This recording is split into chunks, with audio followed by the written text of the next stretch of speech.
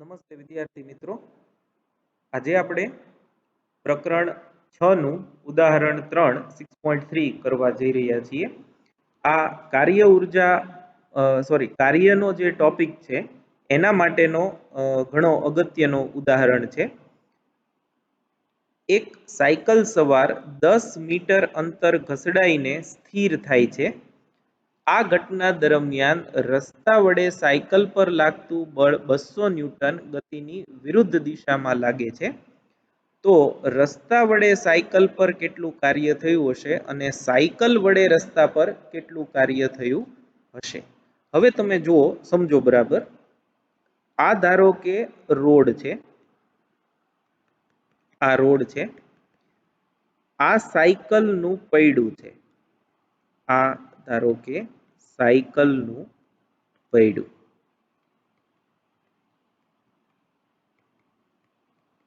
સાયકલનું પૈડું.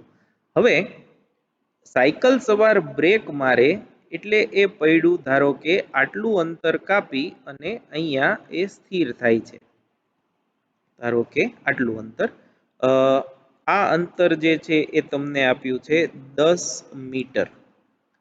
હવે આ દરમિયાન જે ઘર્ષણ બળ લાગે સાયકલ પર, એ ઘર્ષણ બળ આ દિશામાં લાગે. આ જે છે એ ઘર્ષણ બળ, અને એ તમને આપ્યું છે 200 ન્યૂટન જેટલું. જો ગતિ આમ થતી હોય તો ઘર્ષણ બળ છે એ આ દિશામાં લાગે, એ આપણને ખ્યાલ છે. તો પહેલું એ આકૃતિમાં ઘર્ષણ બળ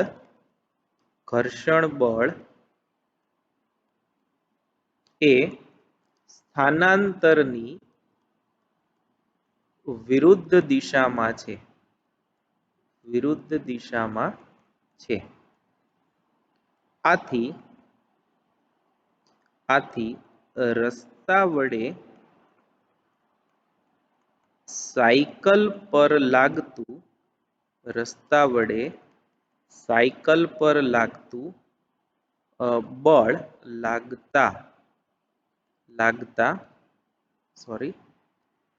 બળ ને લીધે થતું કાર્ય W equal to F into D into cos theta, FD cos theta પરથી W બરાબર બળ, ઘર્ષણ બળ F છે, D સ્થાનાંતર as it is, અને cos થીટા જે છે એ 180 ડિગ્રી, કેમ કે બે વિરુદ્ધ દિશામાં છે. તો બળ 200 ન્યૂટન, સ્થાનાંતર 10 મીટર અને cos 180 ડિગ્રી -1. તો W જે છે એ આપણને મળશે -2000 જૂલ. આ એવું કે છે કે સાયકલ છે એ કાર્ય કરે છે, રસ્તો કાર્ય કરતું નથી. તો આ પહેલો મુદ્દો. હવે બીજું છે એ બરાબર સમજજો. બીજું બી, ન્યૂટનના ત્રીજા નિયમ અનુસાર સાયકલ પણ રસ્તા પર સમાન